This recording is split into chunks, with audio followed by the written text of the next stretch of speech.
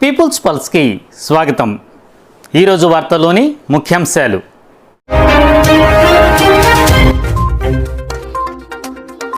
AP ప్రజలకు big relief, current కోతలు పూర్తిగా ఎత్తివేసిన రాష్ట్ర ప్రభుత్వం.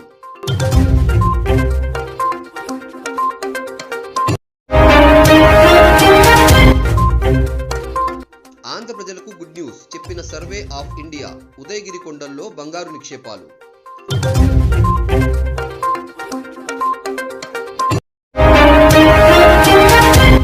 గుజరాత్ ఎన్నికల ముందు కాంగ్రెస్ కు షాక్, పార్టీకి రాజీనామా చేసిన హార్దిక్ పటేల్.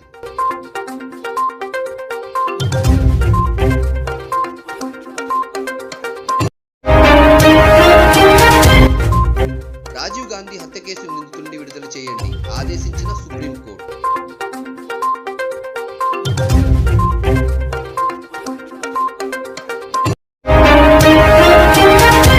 గడిచిన ఆర్థిక సంవత్సరంలో అత్యధిక ఆదాయం సంపాదించిన భారత కంపెనీగా రికార్డుకెక్కిన ఇండియన్ ఆయిల్.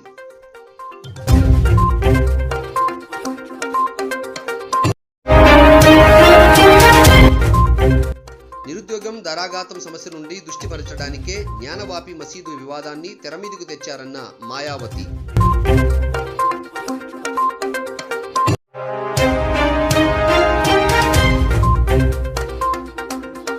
ఒకవైపు మాడు పగలగొట్టే ఎండలు, ఇంటి పట్టున ఉందామంటే కరెంటు కోతలు.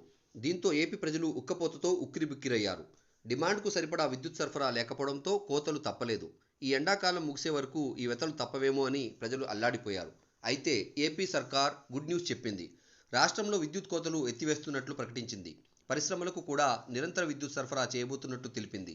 ఈ మేరకు సంబంధిత అధికారులకు ఆదేశాలు వెళ్లాయి. బొగ్గు సమస్యతో ఏప్రిల్ 7 నుంచి పరిశ్రమలకు విద్యుత్ కోతలు విధించింది ప్రభుత్వం. వారంలో ఒకరోజు పవర్ హాలిడే కూడా ప్రకటించింది. అయితే ఈ నెల 9 నుంచి పరిశ్రమలకు పవర్ హాలిడే కూడా ఎత్తివేసింది. ఇకపై అన్ని రంగాలకు 100% విద్యుత్ సరఫరా ఇవ్వనున్నట్లు అధికారులు తెలిపారు. బొగ్గు నిల్వలు అందుబాటులోకి రావడంతో ప్రభుత్వం ఈ మేరకు నిర్ణయం తీసుకుంది.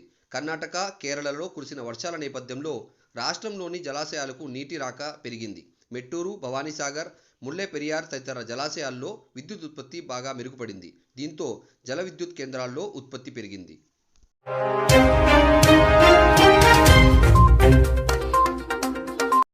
ఏపీకి survey of India good news చెప్పింది. నెల్లూరు జిల్లా ఉదయగిరి మండలంలోని ముసాయిపేట కొండపై బంగారు, రాగి, వైట్ క్వార్ట్ నిక్షేపాలు ఉన్నట్లు వెలుగులోకి వచ్చింది. సర్వే ఆఫ్ ఇండియా ఆధ్వర్యంలో కేంద్ర ప్రభుత్వం అన్వేషణ చేపట్టింది. ముమ్మరంగా డ్రిల్లింగ్ పనులు నిర్వహించారు. కేంద్ర గనుల మంత్రిత్వ శాఖ ఆధ్వర్యంలో మ్యాపింగ్ నిర్వహించి కొండలో ఎంత మేర ఖనిజ నిక్షేపాలు ఉన్నాయో తెలుసుకునేందుకు కొంతకాలంగా డ్రిల్లింగ్ పనులు చేపడుతున్నారు. జియాలజికల్ సర్వే ఆఫ్ ఇండియా కొండపై 5 ప్రాంతాల్లో 500 నుంచి 1000 అడుగుల లోతు వరకు డ్రిల్లింగ్ నిర్వహించింది. దాదాపు 46 శాంపిల్స్ సేకరించి పరీక్షల నిమిత్తం ల్యాబ్కు పంపించారు. ఉదయగిరి మండలం ఉదయగిరి, మసాయిపేట పరిసర ప్రాంతాలలో సుమారు 2000 హెక్టార్లకు పైగా భూముల్లో బంగారు, రాగి, వైట్ క్వార్ట్ నిక్షేపాలున్నట్లు గుర్తించింది. హైదరాబాద్ నుంచి వచ్చిన ప్రత్యేక అధికారుల బృందంతో జియాలజికల్ సర్వే ఆఫ్ ఇండియా వాహనం డ్రిల్లింగ్ చేస్తున్న ప్రాంతానికి చేరుకుని పరిశీలించారు. 150 మీటర్ల మేర డ్రిల్లింగ్ వేసిన ప్రాంతంలో భూగర్భంలోకి సీసీ కెమెరాలు పంపి సేకరిస్తున్నారు. ఖనిజ నిక్షేపాలతోనైనా ఉదయగిరి మెట్ట ప్రాంతం అభివృద్ధి చెందుతుందని ఈ ప్రాంతవాసులు ఆశాభావం వ్యక్తం చేస్తున్నారు.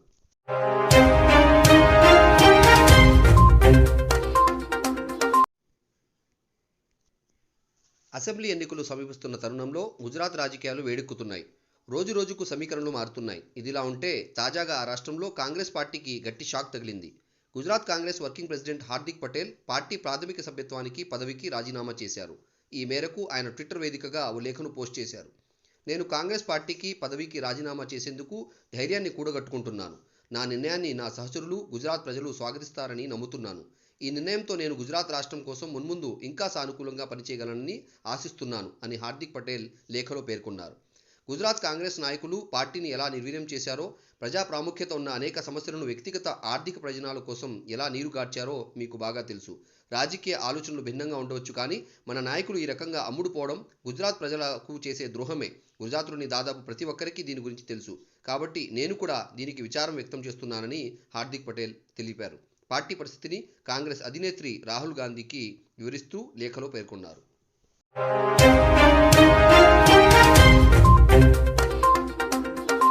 రాజీవ్ గాంధీ హత్య కేసులో నిందితుడు పెరారి వాళ్లను విడుదల చేయాలని సుప్రీంకోర్టు ఆదేశాలు జారీ చేసింది. జస్టిస్ ఎల్ నాగేశ్వరరావు నేతృత్వంలోని ధర్మాసనం ఉత్తర్వులు జారీ చేసింది. శిక్షా కాలంలో సత్ప్రవర్తన, మానవత్వంతో వ్యవహరించిన కారణంగా పెరారి వాలన్కు న్యాయస్థానం గతంలో బెయిల్ మంజూరు చేసింది. రాజీవ్ గాంధీ హత్య కేసులో పెరారి వాలన్ 31 ఏళ్ల నుంచి జైలు శిక్షను అనుభవిస్తున్నాడు. పెరారి వార్ 1991లో అరెస్ట్ అయ్యాడు. జూన్ 11, 1991న చెన్నైలోని పెరియార్ థియేటర్లో సెంట్రల్ బ్యూరో ఆఫ్ ఇన్వెస్టిగేషన్ అధికారులు పెరారి వాలన్ను అరెస్టు చేసినప్పుడు అతనికి 19 ఏళ్ల వయసు. అతను అరెస్ట్ అయ్యే సమయానికే electronics and communication engineering diploma పూర్తి చేశాడు. తమిళనాడులోని శ్రీ పెరంబుదూర్లో ప్రధాని రాజీవ్ గాంధీ హత్యకు కుట్ర పన్నిన శివరాసనకు పేలుడు పరికరకంగా 9 వోల్ట్ బ్యాటరీని అందించినట్లు పెరారివాల్పై ఆరోపణలు వచ్చాయి. ఈ వ్యవహారంలో జాప్యాన్ని, గవర్నర్ చర్యను సుప్రీంకోర్టు ప్రశ్నించింది. రాజ్యాంగంలోని సెక్షన్ 161 ప్రకారం క్షమాభిక్ష ప్రసాదిస్తూ 7 దోషులను విడుదల చేయాలన్న క్యాబినెట్ నిర్ణయానికి తమిళనాడు గవర్నర్ కట్టుబడి ఉన్నారని, అందువల్ల రాష్ట్రపతి ప్రతిస్పందన కోసం వేచి ఉండబోమని కోర్టు పేర్కొంది. కాగా మాజీ ప్రధాని రాజీవ్ గాంధీని మే 21, 1991న తమిళనాడులోని శ్రీ పెరంబుదూర్లో ఎన్నికల ర్యాలీలో ధను అనే మహిళ ఆత్మాహుతి దాడి చేసి హత్య చేసింది. ఈ కేసులో 7 శిక్ష పడింది. అందరికీ మరణశిక్ష విధించబడినప్పటికీ 2014లో వారి క్షమాభిక్ష పిటిషన్లపై నిర్ణయం తీసుకోవడంలో రాష్ట్రపతి తీవ్ర జాప్యం చేశారని పేర్కొంటూ సుప్రీంకోర్టు వారిని జీవిత ఖైదీలుగా మార్చింది.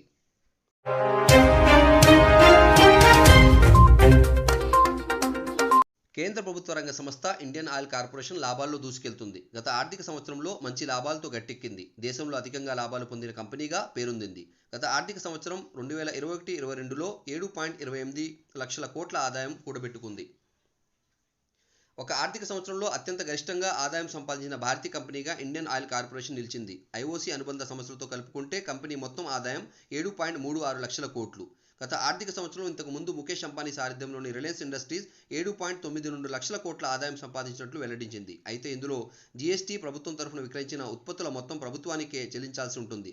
కానీ ఐఓసీ ఆదాయంలో జీఎస్టీ చెల్లింపులు ఉండవని సంస్థ ఫైనాన్స్ డైరెక్టర్ సందీప్ గుప్తా తెలిపారు.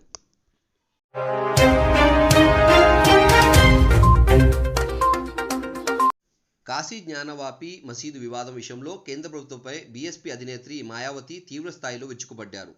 నిరుద్యోగం, ధరాఘాతం తదితర కీలక సమస్యలపై దేశ ప్రజల దృష్టిని మరల్చేందుకే కాశీ జ్ఞానవాపి మసీదు వివాదాన్ని తెరమీదికి తెచ్చారని ఆరోపించారు.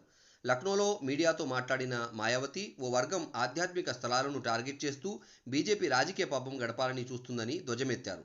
బీజేపీ ఎత్తుగడ అందరికీ తెలిసిందేనన్నారు. ముందు పరిస్థితి మరింత దిగజారే అవకాశం ఉందన్నారు. కుట్రపూరితంగానే మత ప్రాతిపదికన ప్రజల మధ్య చీలిక తెస్తున్నారంటూ అభ్యంతరం వ్యక్తం చేశారు. జ్ఞానవాపి, మధుర, తాజ్మహల్, ఇతర ప్రాంతాలపై వివాదాలు చెలరేగడం దేశాన్ని బలోపేతం చేయబోదన్నారు. ఈ అంశాన్ని బీజేపీ గ్రహిస్తే మంచిదని మాయావతి హితవు పలికారు. మత రాజకీయాల కోసమే దేశంలోని కొన్ని ప్రాంతాల పేర్లను కూడా బీజేపీ మార్చుతోందని మాయావతి ఆరోపించారు. తద్వారా మతద్వేషాలు రెచ్చగొడుతూ రాజకీయ లబ్ధి పొందాలని బీజేపీ చూస్తుందని ఆమె ఆరోపించారు. ప్రజల మధ్య మత సామరస్యం, సోదరభావం తగ్గిస్తూ ద్వేషాన్ని పెంచడం తగదన్నారు. దేశంలో ఇది ఆందోళన పోకడగా పేర్కొన్నారు. బీజేపీ ఎత్తుగడలు, కుట్రల పట్ల అన్ని వర్గాలకు చెందిన ప్రజలు అప్రమత్తంగా ఉండాలని సూచించారు. ఇది దేశానికి, దేశ ప్రజలకు మేలు చేయదని గ్రహించాలని మాయావతి కోరారు.